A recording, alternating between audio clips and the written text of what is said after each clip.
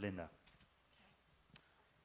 My name is Linda Reed, and I'm probably one of the luckiest women in the world. I've had the pleasure of knowing Steve and Sue and the whole Withrow family for many, many years. So I've seen the whole place come together. I've met a lot of people. I also want to say that the veterinary medicine profession is one of the greatest professions in the world. I've had more people say that. I've been blessed with the veterinary. I'm wearing these because I cry at commercials, just so you know. But I'm not one of these speakers, but it's kind of difficult to think of Steve retiring because I don't think he will ever retire for something that he loves so much. It's not a career, it's part of his life. He helps people and pets all over the world. Sue and Steve just went to Mexico.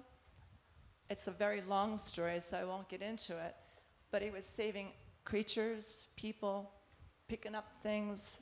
I mean, this man is truly someone that will never retire, and probably he'll never stop calling me, because which I hope not. But the reason why I'm up here is to say that Steve and I never really had any secrets. Now, I knew never to tell Steve a secret. God bless him.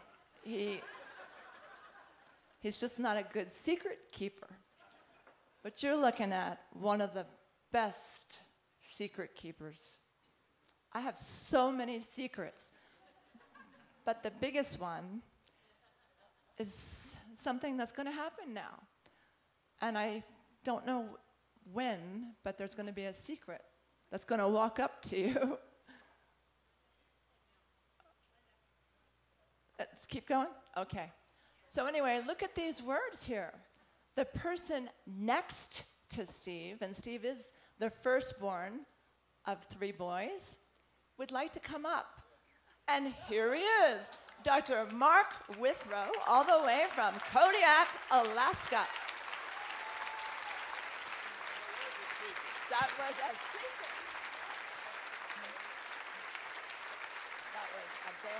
That was the hardest secret.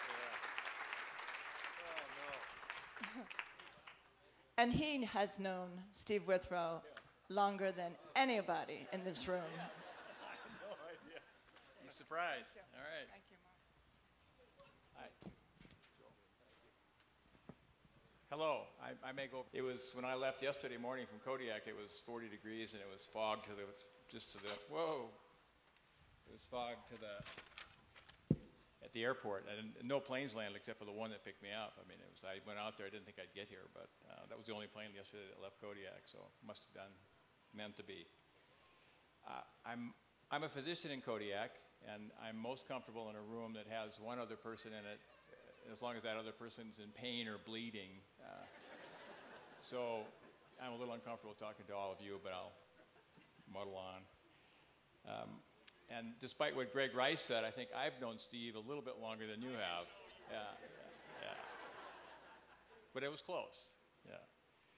There's a tradition on my island that when a skipper retires, the buoy that he's used to tie his boat up gets given to him, and there's a symbolic buoy here someplace. And if you'd like to all sign it, it would help Steve remember today's events, maybe.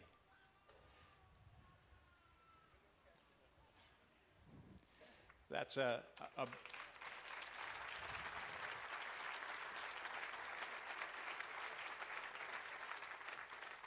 all of you, I have a great deal of admiration for Steve, and I'd like to give you 2 adjectives that haven't been used today, sometime during this talk. At the end, I'd like to sing a song with you, really for Sue, not for Steve. Some of you might wonder how Steve and Sue got to Duluth. I don't think I'm telling too many stories. When Steve and Sue were driving in southern Minnesota, and Steve casually put his hand on Sue's knee, and Sue said, "Well, you can go further, Steve." So they went to Duluth.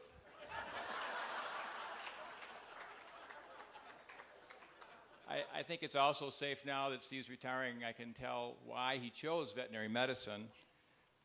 In my practice, I deliver with babies and take care of them. You might wonder why there's a warming bassinet in a delivery room. And we take the baby over there immediately and cut the tail off. And the doctor at Steve's birth wasn't as good as he should have been. And Steve might show you his tail today a little bit, but it used to be an object of shame, but I think today we can make it an object of celebration. If you think I'm kidding about that, then you should look at your spouse's buttocks and squeeze together the upper cheeks, and there's a thin vertical line there. That's where your tail was. And so, Steve, they did a better job in your ears, so I'm happy about that. And Kate, Steve's daughter, can tell you that that's the truth because she's a nurse practitioner and has seen me do it when she was with me in Kodiak. I think all of you know that Steve enjoys fishing. One time, Steve was fishing with his good friends, Bob Taylor and Bill Dehoff.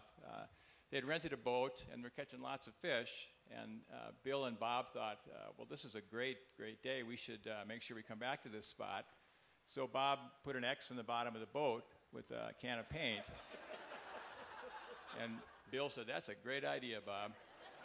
And they were rowing back, and Steve just shook his head and said, you dummies, how do we know we're going to get the same boat back tomorrow?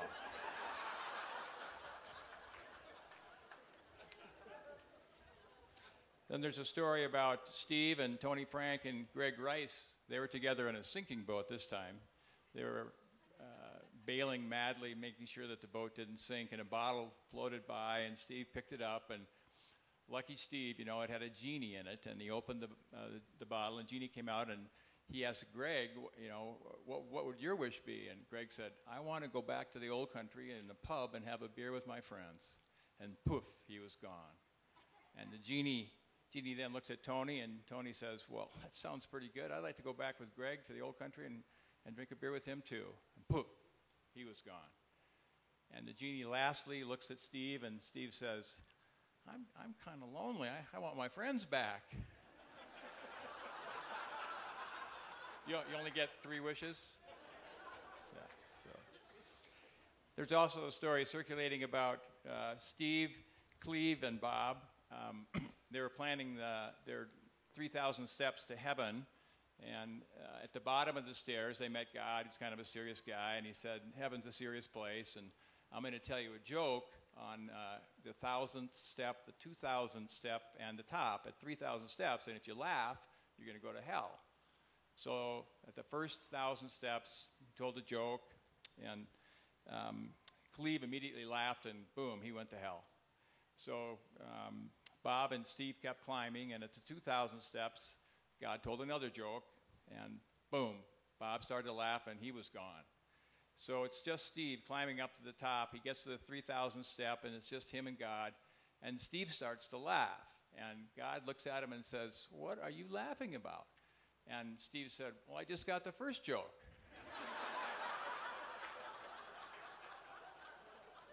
So that goes to show you that being the last alternate to get into vet school, that's not always a bad thing. So a more serious reflection, I promised I'd give you a couple of adjectives that hadn't been used before. And when I thought of qualities of Steve, I started with the Beatitudes and quickly went to the 7 deadly sins. And you had both qualities, some of them, but not enough of them to be the ones I'm thinking of. When I think of Steve, I think of his sincerity, the way he deals with not just his patients and his clients, but all of you and his family. I don't know a more sincere man than Steve. And to go along with that sincerity, though, to be the professional that he is, you need a quality that our father and our grandfather would have called gumption. That's an old-fashioned word, but it means following through with what you said you were going to do, and having the ability to do it. So those are the 2 things I think of when I think of you, Steve, sincerity and gumption. And it's been a consistent thing ever since you left the house. So,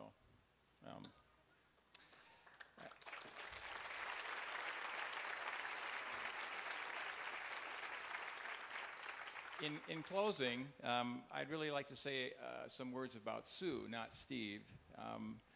The measure really of a couple or an individual are the promises that they keep.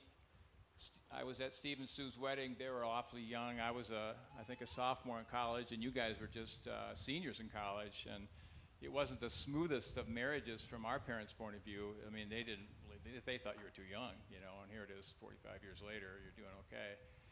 So, you know, you've kept that promise. You kept your promise to the University of Minnesota.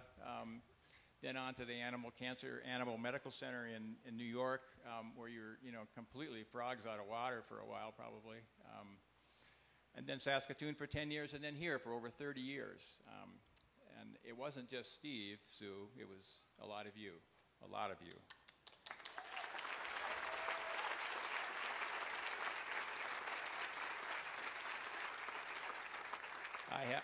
I have someone in my life much like you, and if the guys in this room are lucky, they will too.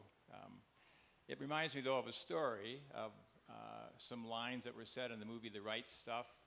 Chuck Yeager was a famously courageous test pilot, and he was standing on his porch in the twilight with his wife Glennis, and he said, "I'm a fearless man, but I am scared to death of you." And Glennis looked up at him and said, "Oh, no, you're not." And then she paused and looked around, and she said, "But you should be." And I think that describes a little bit of Steve's gumption and also a confirmation of his sincerity. In closing, I'd like to pay a tribute to Sue for the large part you've played in Steve's life, for those dreams that started so long ago, for the passion and promises that you made to each other, and that we are all here tonight to celebrate. You should forgive my singing, and I'll start the song, but if we're lucky, there'll be words on the screen that you can follow along. In the movies, a 2-inch tall cricket sings this song, "When You Wish Upon a Star." He does a pretty good job. So I think you can see them, and I'll start out. When you wish upon a star, makes no difference who you are. Anything your heart desires will come to you. If your heart is in your dreams, no request is too extreme. When you wish upon a star, as dreamers do, like a bolt out of the blue, fate steps in and sees you through. When you wish upon a star, your dreams come true. Steve, in our shared passions, we measure people pretty fast. Who is true, who is full of it, who is worried, who's in need, who cries out, and who just cries. We are all animals, partly because we all have invisible antennae, not just Jiminy Cricket. I think you've got a great pair of antennae. I'm proud of you, Steve. Mom and Dad would be too.